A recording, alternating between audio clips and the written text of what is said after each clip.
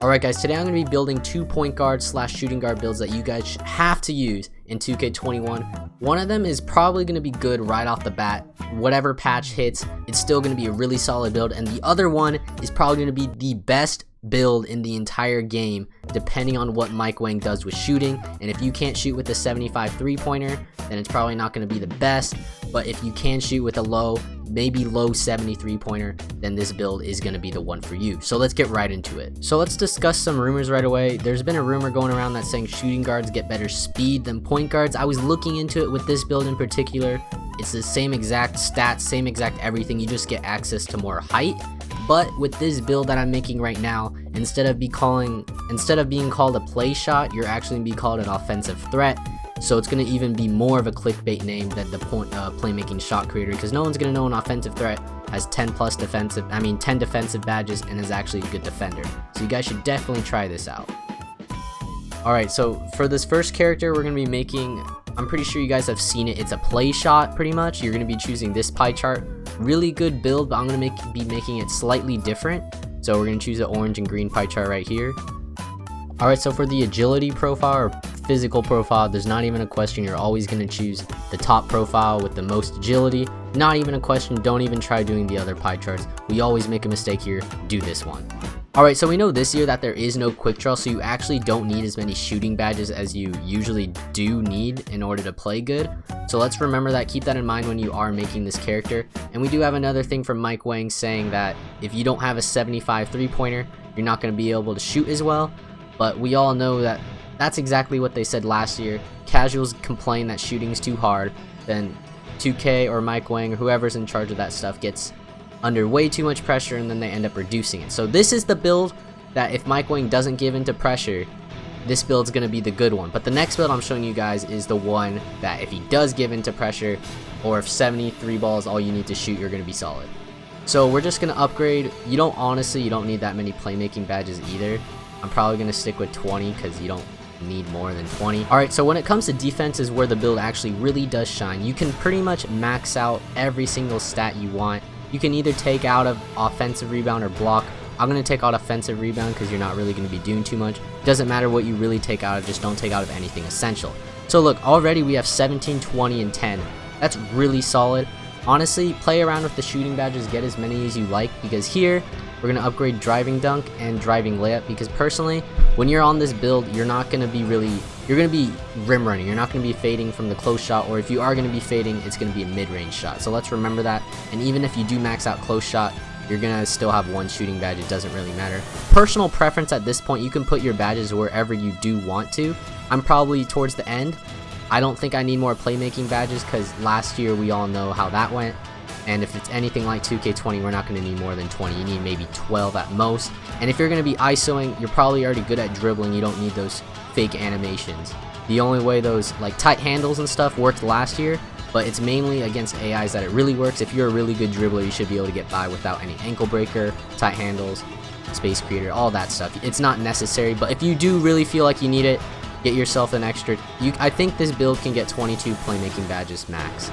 But yeah, just do whatever you want from now on. I'm probably going to go for a little more shooting badges, so I'm going to play around with it, but I think I'm happy with this right here. I'm probably going to add just to pass accuracy, because why not? But look, you get one finishing, who cares, because you don't really need to be dunking on fools. It's really easy to rim run like it was in 2K20. All you have to do is go towards the rim. If they help, you pass out. And most of the time, they're going to be playing you for the 3, so it's an easy 2. If they do end up sagging off, that's when you get those 3. So you don't really need a good dunk, honestly, to play good. But this is the stats. You get 1 finishing, 19 shooting, 20 playmaking, 10 defensive rebounding. It's honestly like a better shooting 2-way slashing playmaker if you ask me. So this obviously does not matter. Height, so you can go 6'3" if you want a speed boost off rip, and we do know from Agent and Mike Wang that you're going to be able to hit 99 and you do get +4 to everything. I know Steezo said 6'4" is the best height because you get the quickest jump shot, and I'm on board for that. So I think I'm going to go with 6'4". 6'4" or 6'3" is what I'm aiming for, but this is where I do different. So I'm going to do 6'4", Obviously you got to do minimum weight, it's not even a comparison. Alright, so you're gonna go actually, so if you play around with the wingspan a little bit, you can actually not speed boost right away, so you're gonna have to go to 6'3" if you want to speed boost right away. But I'm going max wingspan with this guy if I do decide to make him, just because it's going to be a really comp build. It's going to be really not easy to play defense, but having a long wingspan, if we know anything from last year, I had a perimeter lock, a two-way slashing playmaker, and I actually made my two-way slashing playmaker wrong. I gave a minimum wingspan, but my perimeter lock with max wingspan, I can't tell you how much easier it was to get those steals. So much easier. This build's going to be probably the comp one. It's the new two-way slashing playmaker, like I said earlier, with an actual good three-pointer. So if you do want to get, I know this build that Steezo made, you can get lock take. All you have to do is not have a close shot and put it in defense and then shooting in somewhere else. So I'll show you guys that really quickly. So if we go here, we can see that I took off all my points on close shot. We're going to probably put it in defense so we can actually get the max defense, whatever. And we're going to get some more shooting badges. Okay, you got 21 shooting now. 1, 21, 10, 20, 1, 21, 20, 10, right? Same thing, 6'4", whatever, minimum weight, max wingspan, and you're going to be able to get lock take as well. So if you really do want lock take, make it like this. I personally, I'm not going to go for lock take. I've heard that people say that it is actually like last year, because this game's going to be exactly like 2K20, that it's really easy to get lockdown takeover. So if you're going to be playing stage, probably get this one, but I'm gonna be more 2K20 on current gen. I'm gonna take more as a joke. I'm not gonna be playing it too seriously. So for me, I'm probably gonna go sharp take. I'm gonna make my guy have a close shot because I actually want to be somewhat decent at those. Okay, so we're gonna take off offensive rebound again, put up close shot. Okay, so these are the stats if you guys want to look at them one more time. This is the build I'm making. The other one was more Steezo-like, but 6'4", minimum weight, we already went over this, max wingspan, and I'm going to go with probably sharp take because sharp take was OP last year. And there you go. That's your My Player builder complete. It's probably, oh, I made an offensive threat, so it's not actually the play shot. But again, your 6'4", max wingspan. This is honestly kind of clickbaity because everyone knows about the play shot with good defense. Now you can be an offensive threat with really good defensive badges. I don't know what you guys are going to do with this, but it's really good. Alright, so this is the build I was talking about earlier. It's going to be a really good all-around build, but it only has a 71 three-pointer, around a high 70, low 73. So you're not going to be able to shoot great right off the bat, but that's what they said last year. And then once you get down your jump shot, you should be good, but this build is more of a risk. Alright, so we're going with shooting guard again, and this is where it gets confusing. You're going to actually choose the playmaking pie chart, alright? And I'll explain that in a little bit. Again, we're going to go with max speed. Look at this. You're faster than the point guard build already. You get 93 speed, 92 acceleration. You're really fast with this build, okay? Alright, so just copy everything I do here. Again, see, you only get a 75 three-pointer. You're not going to be needing too much of this stuff. Don't copy me right away because I'm going to be playing around with this. But again, we're going to max out all our defensive stats. We're going to try and get as many defensive badges as possible. We're going to go with the same strategy as we did last time and go for 10 defensive badges, okay? Max out the ball handle because we're going to need that. Max out the... So, here's the thing. If you want 30 playmaking badges, go ahead. You honestly... You're never going to need 30 playmaking badges, okay? You're going to need... Not even... You honestly don't need them. It's not that good. It's not that good to have it.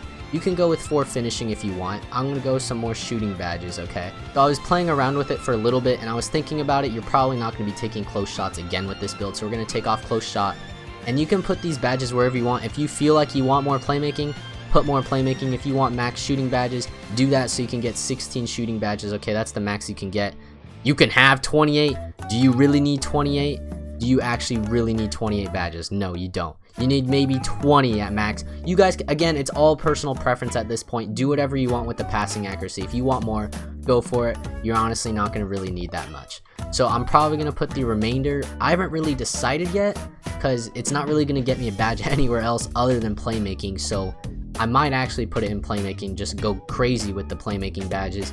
But if you guys want to put it in close shot, go ahead. It really is up to you at this point. But I'm going to put the remainder in playmaking. So you get 1 finishing, 16 shooting, 28 playmaking, and 10 defending rebounding.